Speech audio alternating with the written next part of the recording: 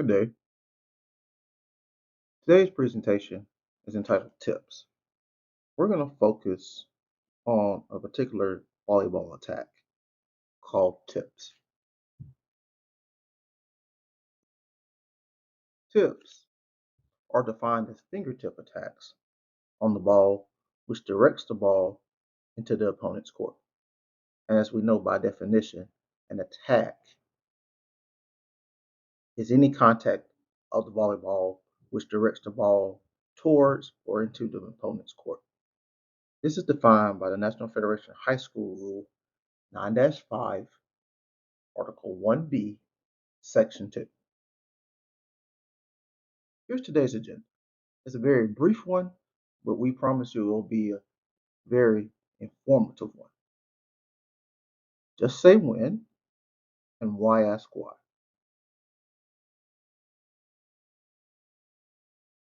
Just say when.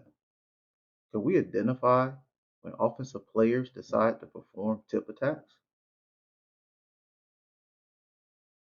So if you watch the hand of volleyball attackers, then you can tell when they decide to perform a tip attack.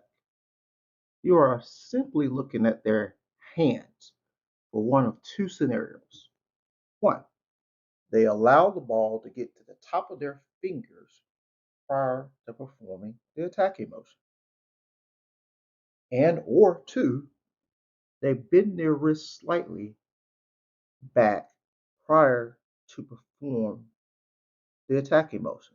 So that what that would consist of, their arm, as their arm is going straight up on their jump, their arm and hand is usually in line with their body. And what happen at the last moment, they'll bend their wrist slightly back at an angle, probably no more than 30 degrees, and then they'll begin their attacking motion. We're going to look at some plays to show you these two scenarios in action. As you watch these plays, please focus on the hands of our attackers.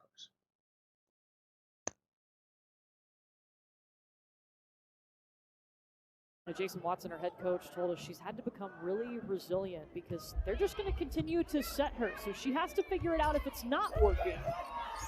But she's gotten so good at that. And the kill by Aaron Lamb. Jason. Near the end of this play, did you see the attack by the player on the right for Kentucky? Did you see how she allowed the ball to come to the top of her fingers prior to performing the attacking motion? The attack ended up being off speed and catching Arkansas off guard for the eventual point for Kentucky. Let's look at another play. Love that matchup. Brooklyn DeLay hitting over Hannah Hogue. Such a good point. There's definitely a size disparity there between the two. You can see Kentucky trying to manipulate that.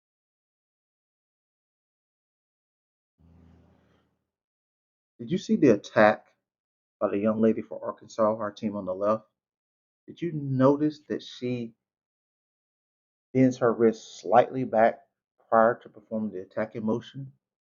This attack was an off-speed attack in which the ball went over the top of the block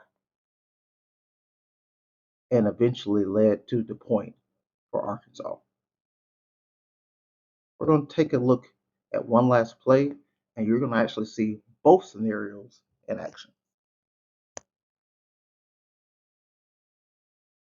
We joke with Jason Watson, do you have a lot of undersized outside hitters emailing you now? And he said, yes, but you have to be able to jump. And Jill Gillen can definitely do that. Hogue with the hustle to lay out for it, Cartwright. And a double called on Arkansas.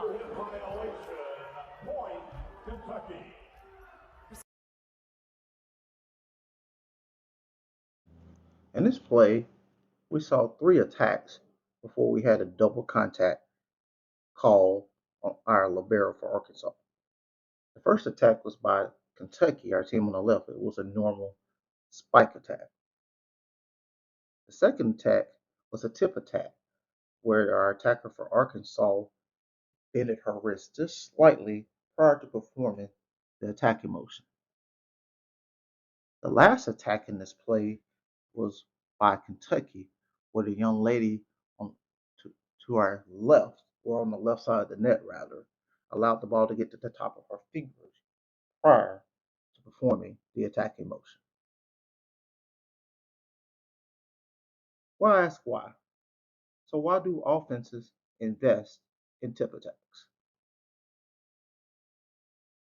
These are times where you often will see tip attacks.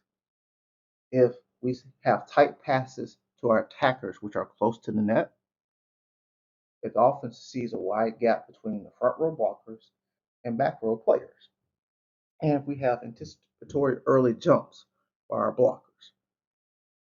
At the highest levels of volleyball play, our blockers practice timing when a player is going to attack the ball.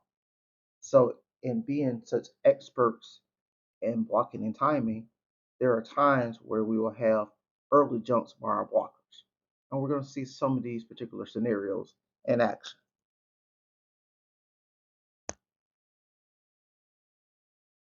Love that matchup. Brooklyn DeLay hitting over Hannah Hogue. Such a good point. There's definitely a size disparity there between the two. You can see Kentucky trying to manipulate that. We saw this play earlier in our first chapter where our attacker for Arkansas had a bend of her wrist prior to performing the attack.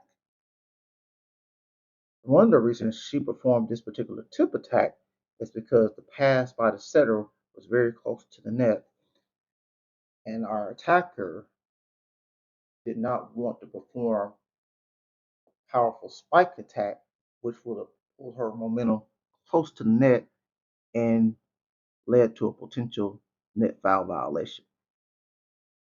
So tip attacks often will occur when we have tight passes to our attackers. Let's look at another play. See Player of the Year. Here's Taylor Head. She's doing it with finesse, right? You just saw her capitalize on a roll shot to the donut to the middle of the. In this particular play, our attacker saw a pretty sizable gap between the two front row blockers and the corresponding back row player who was coming all the way from behind the attack line. And she took advantage of this with a tip attack, which went just over the hands of the blocker and just in front of the diving back row player for the eventual point. Let's take a look at one more play. Front row, they don't dump the ball often, but something to keep an eye on. Rome sends it out to Erin Lamb. She's dug by Taylor Head.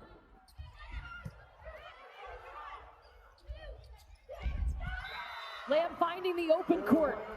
Erin Lamb usually likes to take the big swing, but In this play, we actually had two of our scenarios at work. Our second and third attacks in this play were attacks trying to take advantage of early jumps by our blockers. The final attack by our player for Kentucky was a tip attack that was performed not only to take advantage of the early jump by the blocker, but to take advantage of the gap between the front row blockers and the back row players for the eventual point. Flag on the play. Especially when dealing with tight passes close to the net, tip attack plays should be a flag for our first and second referees to be on guard for potential net fouls and potential center line violations. Is it a fumble or is the ball down? Tip attacks often lead to potential pancake plays. In American tackle football fumble plays, officials quite often let the play continue if it's not certain that the ball is down prior to the fumble. So the same principle should come into play if we are not sure that the volleyball is down prior to the pancake attempt. The finish line. or in this case, the attack line. Tip attacks often occur with the purpose of exposing the defense's vulnerable area, which is usually the attack line. Be prepared as officials to take your focus to the defense's attack line, first and second referees. Be prepared to move up the sideline to get a good angle on the resulting action around the defense's attack line. Line judges. We'd like to get some shout outs to a couple of groups and organizations. We'd like to give a shout out to Slides Mania for the use of this presentation template. And we would like to give a shout out to Unsplash for their use of images in this presentation.